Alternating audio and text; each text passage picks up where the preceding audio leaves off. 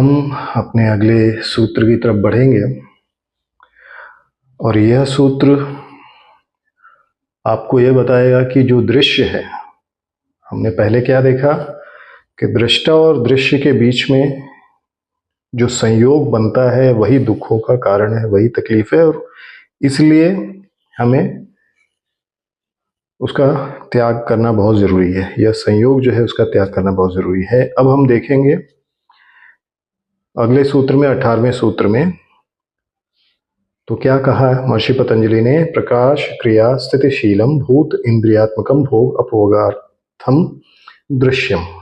तो उन्होंने क्या कहा? प्रकाश यानी कि स्पष्टता जो सत्व से संबंधित है, क्रिया यानी कि गतिविधि होना जो रजस से संबंधित है, और स्थिति यानी तमस से संबंधित है जहां पर स्थिरता और जड़ता हो, शीलम स्वभाव या विशेषता है, भूत यानी कि पंच महाभूत, यहां पर आपके 5 मूलभूत जो हैं वो इंद्रिय, वे अंग जिनसे हम संसार का अनुभव करते हैं, खास करके ज्ञानेंद्रिय और कर्मेंद्रिय, आत्मकम जिसका निर्माण हुआ है भोग, अनुभव या आनंद, अपवर्ग का अर्थ है मुक्ति या संसार के बंधनों से मुक्ति या छूट जाना, अर्थम जो है वह उद्देश्य या लक्ष्य है। तो यहां पर हमें इसका अनुवाद देखा जाए तो अनुवाद में क्या कहा है महर्षि पतंजलि ने कि जो देखा गया है, यानी कि जिसको दृष्टा देख रहा है, यानी कि जो देखा गया है, जो दृश्य है, वह प्रकाश यानी कि सत्व रूप में भी हो सकता है, गतिविधि यानी कि रजस रूप में भी हो सकता है, और स्थिरता यानी तमस रूप में हो सकता है, और वह प्रकृति का ही 3 अलग अलग रूप है। यानी कि प्रकाश, गतिविधि और स्थिरता प्रकृति के ही 3 अलग अलग रूप हैं। यह तत्वों और इंद्रियों से बना हुआ है। जो दृश्य है, जिसे देखा जा रहा है, वह पंचमहाभूतों से बना हुआ है और इंद्रियों से बना हुआ है, जिसका जो मुख्य उद्देश्य है इस दृश्य का केवल अनुभव और मुक्ति। यानी कि इस दृश्य का जो उद्देश्य है वह केवल 2 ही उद्देश्य हैं। एक तो अनुभव है यानी कि भोग कराने का अनुभव, और दूसरा है अपवर्ग कराने का अनुभव यानी कि मुक्ति कराने का अनुभव। तो अगर हम इसको सरल भाषा में समझने की कोशिश करेंगे तो हमें समझ में आएगा कि इस सूत्र में महर्षि पतंजलि प्रकट विश्व यानी कि विकट विश्व, संसार, पूरा जो संसार है उसको उन्होंने कहा है दृश्य, जिसको आप देख रहे हैं, जो कि प्रकृति के सात्विक, राजसिक और तामसिक गुणों का ही एक रूप है। चाहे वह प्रकाश के रूप में हो, चाहे वह गतिविधि के रूप में हो, चाहे स्थिरता के रूप में हो, और उसके उद्देश्य को समझाने की कोशिश की है महर्षि पतंजलि ने, चाहे वह पंचमहाभूतों के रूप में हो, चाहे इंद्रियों के रूप में हो। वह इसे केवल देखा गया नहीं मानते। महर्षि पतंजलि इस प्रकृति से निर्मित जो कुछ भी है, जो दृश्य है, उसको केवल देखा गया नहीं मानते, बल्कि इसे कुछ महत्वपूर्ण गुणों और उद्देश्यों से युक्त मानते हैं। यानी कि आप जो कुछ देख रहे हैं उसमें सत्व भी हो सकता है, रजस भी हो सकता है, और तमस भी हो सकता है। यानी कि 3 गुण भी, जो कुछ भी आप देख रहे हैं, जो भी दृश्य है, उसमें ये 3 गुण मिलेंगे आपको। यानी कि प्रकाश भी मिलेगी, स्थिति भी मिलेगी, और स्थिरता भी मिलेगी। ठीक है, तो अब समझते हैं कि ये 3 गुण कौन से हैं। तो प्रकट विश्व 3 गुणों से बना हुआ है। जो संसार आपके आसपास दिख रहा है, जो दृश्य है, वह 3 गुणों से बना हुआ है। पहला है प्रकाश। प्रकाश जब भी हम कहते हैं, प्रकाश की बात जब भी होती है, तो वहां पर सत्व अपने आप ही आ जाता है, क्योंकि सत्व और प्रकाश में ज्यादा अंतर नहीं माना जाता। सत्व यह गुण स्पष्टता, पवित्रता और ज्ञान का प्रतिनिधित्व करता है। यानी कि जहां पर हम प्रकाश की बात करते हैं तो वहां पर ज्ञान, वहां पर पवित्रता और स्पष्टता को दर्शाया जाता है। यह स्थिति संतुलन का अनुभव कराती है। सत्व जो है संतुलन का अनुभव कराती है। अगर आप सात्विक हैं यानी कि, तो यह स्थिति संतुलन का अनुभव कराती है। जो तो प्रकाश है, प्रकाश का अर्थ है कि वहां पर सत्यता है, सत्व प्रधान है। तो प्रकृति का यह एक बहुत ही आवश्यक कह सकते हैं गुण है, जिसमें स्पष्टता, पवित्रता और ज्ञान आपको प्राप्त होता है। इसीलिए कहा जाता है कि अपने अंदर सात्विक विचारों को लाइए, ताकि आप स्पष्ट रहें, पवित्र रहें और आपके अंदर ज्ञान हो। उसी प्रकार से अगला जो है रजस, तो जहां भी रजस होगा वहां पर तभी होगा जब क्रिया होगी। यानी कि अगर आप किसी भी पदार्थ को, उसके अंदर कोई भी क्रिया करते हैं, उस पदार्थ के अंदर कोई भी क्रिया करते हैं, आप रोटी बना रहे हैं, आटा, तो रोटी भी आप बना रहे हैं, तो गेहूं से लेके आटा फिर रोटी, उसमें बहुत सारे चेंजेस आ गए, तो उसमें सत्व तो नहीं बचा, रजस हो गया और पका लिया आपने, तो तमस भी हो सकता है। यानी कि गुण के अवस्था के अनुसार, खाने के अनुसार नहीं। तो क्रिया का मतलब है कि यहां पर आपको क्रिया का गुण जो है वह ऊर्जा है, आंदोलन है और उत्साह है। तो आपके अंदर उत्साह होगा यानी कि आप राजसिक हैं, आपके अंदर ऊर्जा है, ऊर्जावान है आप, आपके अंदर कोई काम करने की इच्छा है, तो आपके अंदर राजस प्रधान प्रवृत्ति है। यह हमें कार्य करने और उस कार्य को बदलने के लिए प्रेरित करती है। तो आपके अंदर जो भी बदलाव होता है, जो कुछ भी आप काम करना चाहते हैं, वह रजस के चलते होता है। तीसरा स्थिति जो है, स्थिति यानी कि तमस प्रधान।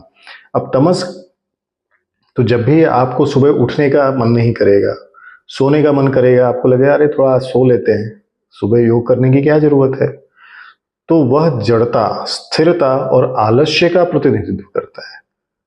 और उसका कारण एक ये भी है कि आपकी साधना जो है वो कैसी है। आप अगर साधना ठीक से करेंगे, अगर आप सात्विक साधना करेंगे, तो आपके अंदर राजसिक तामसिक गुण नहीं आ सकते, बड़ा मुश्किल काम है। तो बहुत सारी चीजें हैं। अगर तमस प्रधान है, जो दृश्य आप देख रहे हैं, जो आंखों से देख रहे हैं आप संसार में, वह जड़ता, स्थिरता और आलस्य का। तो आप एक चीज का ध्यान रखें कि इस संसार में जो कुछ भी आप देख रहे हैं, आपके आसपास जो कुछ भी घटनाएं घटित हो रही हैं, जो कुछ भी आप देख रहे हैं, वह केवल और केवल इन 3 गुणों से मिलकर ही बना हुआ है। आप देखेंगे कि कुछ चीजें जो हैं आपके अंदर सत्व गुण को जागृत कर देती। कैसे? अभी आप सुन रहे हैं मुझे, आपको इन चीजों को सुनने के बाद अगर आपके मन में ध्यान करने का मन होता है, ध्यान करने की इच्छा होती है, या फिर पढ़ने की इच्छा होती है, ज्ञान को प्राप्त करने की इच्छा होती है, तो सत्व प्रधान है दृश्य ही, ये दिखाया जा रहा है आपको। और अगर आपके अंदर कोई और एक्टिविटी जहां पर ऊर्जा की जरूरत हो, या आसन लगाना शुरू कर दें या प्राणायाम करना शुरू कर दें, तो फिर वो रजस हो गया और आपको लगे नहीं ये तो बोर हो रहा हूं, मैं सो जाता हूं थोड़ा, तमस प्रधान।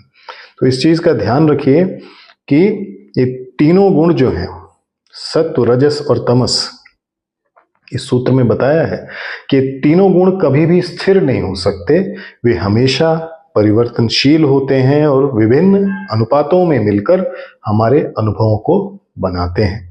उदाहरण के लिए, एक दिन हम शांत रह सकते हैं, स्पष्ट महसूस कर सकते हैं, अगले दिन हम बेचैन हो सकते हैं, सक्रिय हो सकते हैं, और फिर किसी दिन आप सुस्त पड़ जाएं और तमस प्रधान हो जाएं।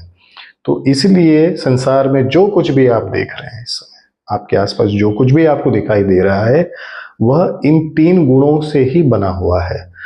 इन 3 गुणों के साथ ही आपको सब कुछ आपके आसपास दिखाई देगा। अब अगला जो चीज हम बात करने जा रहे हैं वह है तत्व और इंद्रियां।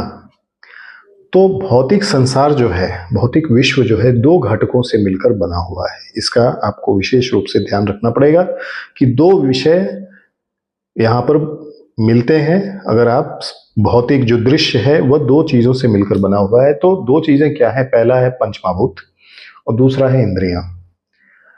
अब देखिए, पंचमहाभूत का काम क्या है? यह संसार जो बना हुआ है, चाहे आप हैं, मैं हूं, चाहे आपके आसपास किताबें हैं, चाहे बस है, ट्रेन है, दुनिया भर का जो कुछ भी है, सब में इन पंचमहाभूतों का समावेश मिलेगा आपको। तो यह 5 महाभूत कौन से हैं? पृथ्वी, जल, अग्नि, वायु, आकाश। संसार की हर भौतिक चीज इसी से बनी हुई है, आपका शरीर भी इसी से बना हुआ है। लेकिन इन भौतिक वस्तुओं को अनुभव करने के लिए क्या चाहिए? इंद्रियां चाहिए, और इंद्रियां जो है वह भी भौतिक इन पंचमहाभूतों से ही बनी हुई है। तो 2 वस्तुएं हैं, एक भूत है, दूसरी है इंद्रियां। अब इंद्रियां वे अंग हैं जैसे कि दृष्टि है, आपके कान है, स्पर्श इंद्रियां हैं, जिससे हम अपने चारों ओर के संसार, जो पंच भौतिक संसार है, उसका अनुभव कर सकें।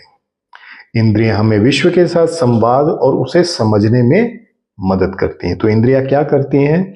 हम संसार के साथ, इस पंच भौतिक संसार के साथ कैसे संवाद करना है वो, और उसको समझने के लिए हमारी मदद करती हैं। तो तत्व और इंद्रियां भी इस दृश्य को समझने के लिए हमारी मदद कर रही हैं। तो 2 चीजें आपके समझ में अभी आ गया, एक है गुण और दूसरे है तत्व। अब तीसरी चीज देखते हैं कि इस संसार को बनाने का, यानी कि जो दृश्य है, जो कुछ भी आप देख रहे हैं, संसार को बनाने का। अब पंच भौतिक शरीर इंद्रियों के बाद सबसे जरूरी कोई चीज आती है, तो वो आता है कि उद्देश्य क्या था इस संसार को बनाने का। पहला उद्देश्य यह है कि पंच भौतिक शरीर, पंचभूतों से बना हुआ यह विश्व, जो दृश्य है, जो दिखाई दे रहा है, उसे भोगने के लिए इंद्रियां, ये दोनों मिलकर आप भोग करें। और फिर दूसरा है अपवर्ग, यानी कि मुक्ति। तो आप अगर दृष्टा जो है, जो आत्मा है, वह इस चीज को समझ ले कि यह दुख का कारण बन सकता है या यही दुख का कारण है, अगर वह इस चीज को अपने संस्कारों से समझ ले, अपने अभ्यास से समझ ले, तो फिर रजस के अभ्यास, तमस के अभ्यास को, पहले रजस बढ़ाइए, फिर तमस को कम कीजिए और सत्व पर स्थित हो जाइए और स्पष्टता के साथ अपने ज्ञान को स्थिर कर लीजिए, ताकि आप आत्मा जो है, जो साक्षी भाव में है, वह पूरी तरह से अपने आप में स्वरूप स्थिति में आ जाए और वह मुक्त हो सके। ये बहुत आवश्यक है कि हम यह बिल्कुल समझ सकें कि जो दृश्य है, जो हमें दिखता है, वह इतना आसान चीज नहीं है। उसमें पंच भौतिक चीजें भी जुड़ी हुई हैं। सत्व है, रजस है, तमस है। आप सुनेंगे, आपको अच्छा लगेगा, सत्व है। नींद आएगी, तमस है। कोई क्रिया करेंगे, रजस है। तो यह पूरी की पूरी चीजें जो आपको दिखाई दे रही हैं, वही दृश्य है, और जो आप देख रहे हैं, देखने वाले हैं, वही दृष्टा है। तो यही इस सूत्र का अर्थ है।